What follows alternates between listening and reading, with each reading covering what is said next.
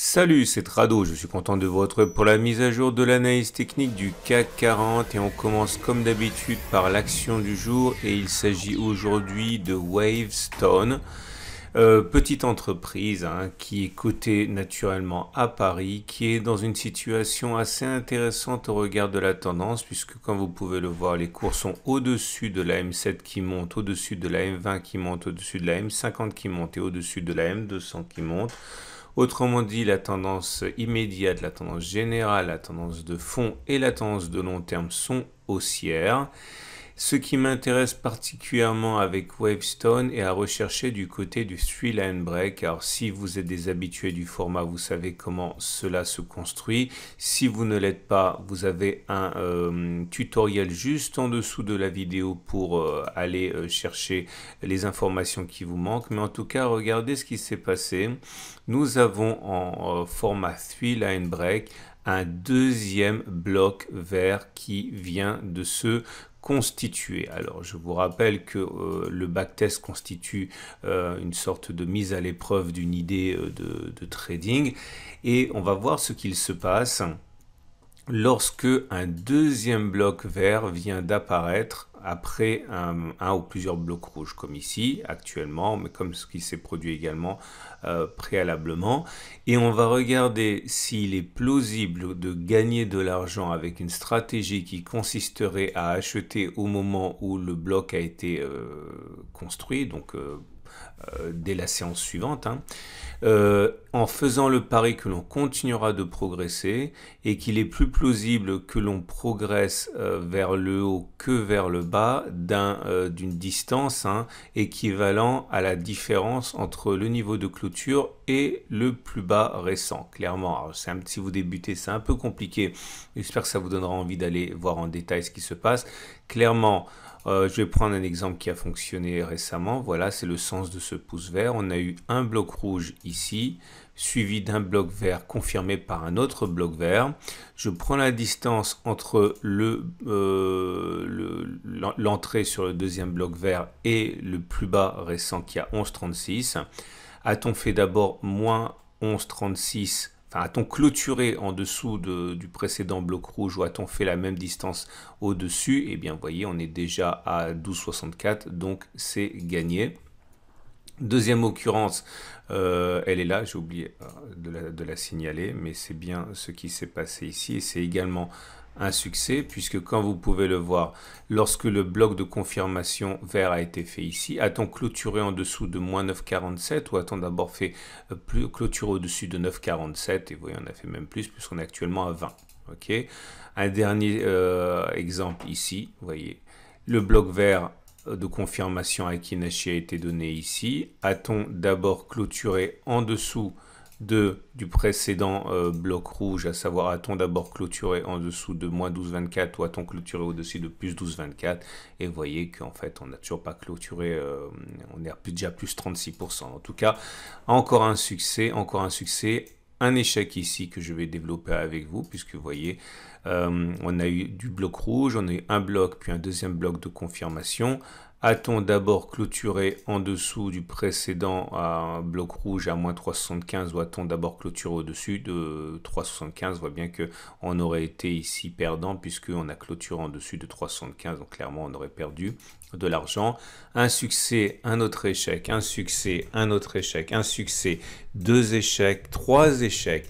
1, 2, 3, 4, 5, 6 succès, un échec, 1, 2, 3 succès, un échec, 1, 2, 3, 4 succès, 5 succès d'affilée et ça y est, on arrive déjà à 32 occurrences et sur ces 32 occurrences, le pari aurait été gagnant dans 24 cas et perdant dans 8 cas, autrement dit dans plus de 75% des cas, ça aurait fonctionné 3 fois sur 4. Et ce qui signifie dans le cas qui nous intéresse qu'il est plus plausible apparemment que, regardez on prend la distance entre la clôture d'aujourd'hui, le deuxième bloc vert et là à moins 5,27, il est donc plus plausible que l'on clôture à plus 5,27 que à moins 5,27. Ok, donc voilà, j'espère que cela vous a donné l'envie d'étudier un petit peu l'analyse technique si vous découvrez mon format. Si vous avez apprécié cet exercice 1, je vous invite à regarder la suite avec le CAC 40.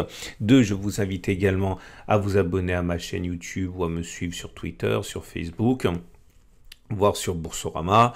N'oubliez pas également que vous pouvez apprendre plus rapidement en regardant mes podcasts sur ma chaîne dédiée.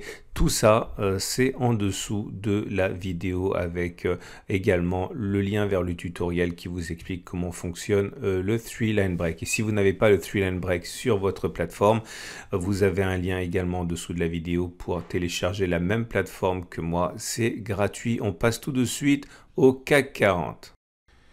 Et le CAC 40 perd 0,16% sur la séance. Beaucoup de crispation à quelques heures du symposium de Jackson Hole.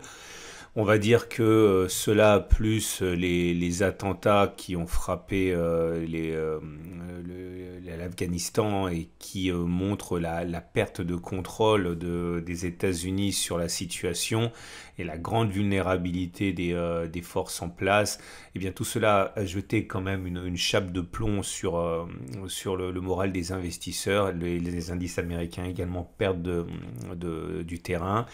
Et on vient une fois de plus s'embourber dans le gap des 6634, 6650, non pardon, dans le support hebdomadaire des 6628, 6686.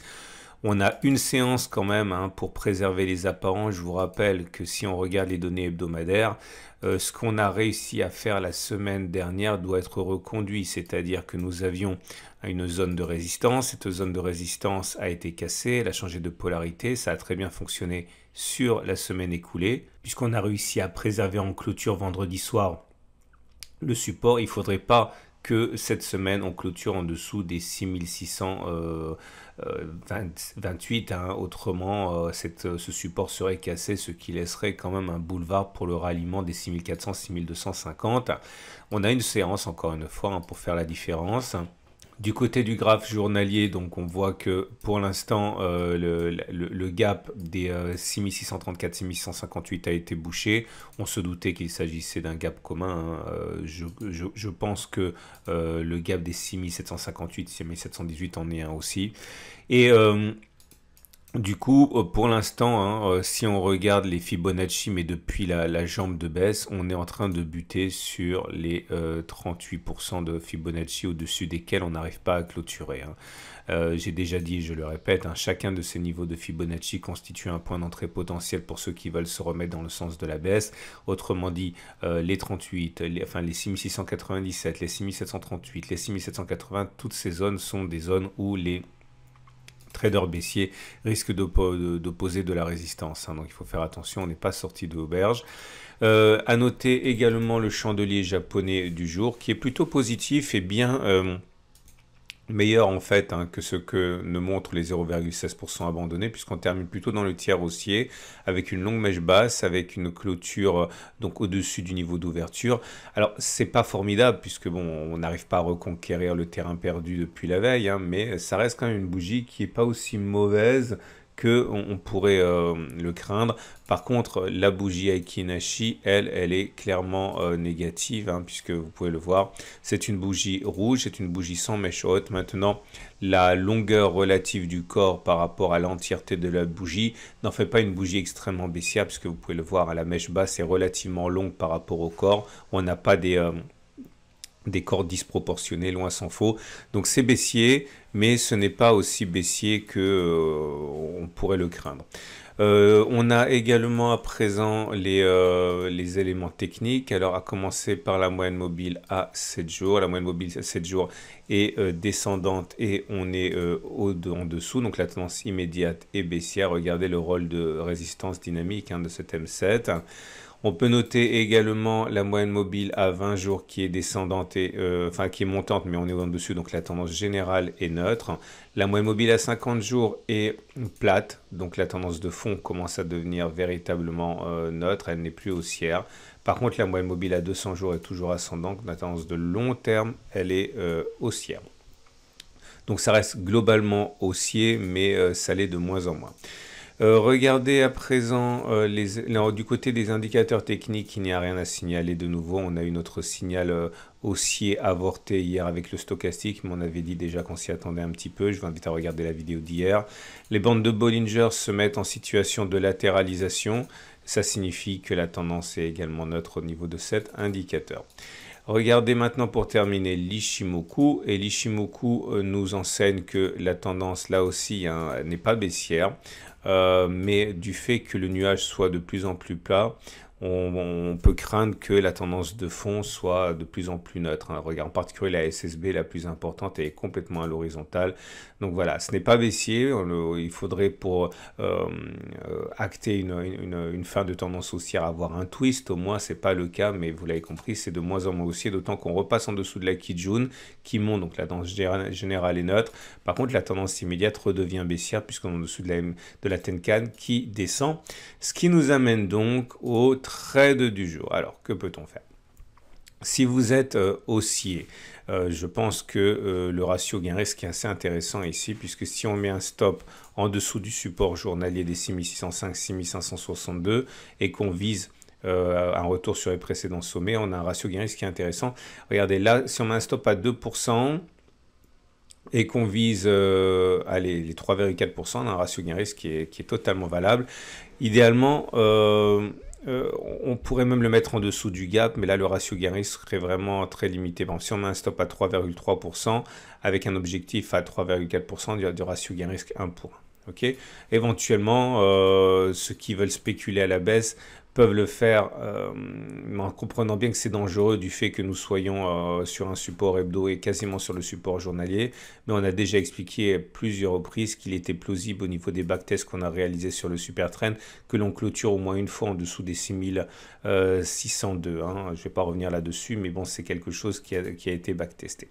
Donc l'idée, c'est que le plus simple, si on va à un ratio gain-risque à peu près potable, c'est mettre le stop-loss au-dessus de la M7, mais c'est difficile parce qu'on n'a pas une perte qui est extrêmement, comment dirais-je, maîtrisée, puisqu'on ne sait pas à quel moment on clôturera, et c'est bien en clôture au-dessus de la M7 qu'il faudrait mettre le stop-loss. Donc imaginons qu'on ait une explosion qui nous amène jusqu'à 6714, ça voudrait dire en gros que vous avez accepté une perte de 0,8%, en mettant un objectif à 0,9%. Bref, vous comprenez qu'il suffit d'un rien pour que le ratio gain-risque soit vraiment contre vous. Donc, je ne suis pas non plus extrêmement favorable à ça, même si, encore une fois, je pense que l'on ira plus bas. Voilà ce qu'on pouvait dire pour les indices et pour l'action du jour. Je vous souhaite une excellente journée. J'invite à regarder, deux podcasts. Le dernier podcast que j'aimerais que vous regardiez si vous voulez en savoir davantage sur les stop-loss, c'est où mettre son stop-loss. Et Vincent Gann, l'excellent Vincent Gann, répondait à cette question dans le podcast Conversation avec Trado. Je mets le lien en dessous de la vidéo du jour. À demain.